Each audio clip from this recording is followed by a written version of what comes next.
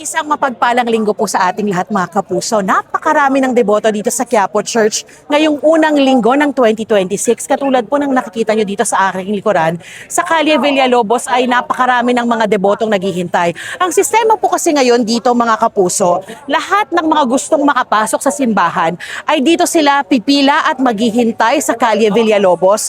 Tapos bago mag-umpisa yung hourly mass ay i-usher sila isa-isa papasok ng mga Hijos del Nazareno. Katulong na rin po yung ating mga pulis na nagbabantay dito. Yan yung bagong sistema na magsisilbing dry run na rin para sa darating na pista ng Poong Jesus Nazareno sa Biyernes o sa January 9. So kung dati nakakapakinig pa ng misa dito sa Plaza Miranda yung mga deboto, ngayon po ay either manggagaling sila dito sa Villalobos tapos papasok sila sa simbahan, o yung iba naman na ayaw nang pumasok sa loob ng simbahan o ayaw nang pumila ay doon po sila sa labas ng mga barikada sa gilid ng simbahan nakikinig ng misa. Mamaya pong alas 12 ng tanghali, yung ikalimang novena mass na pamumunuan ni Manila Archbishop Cardinal Jose Advincola.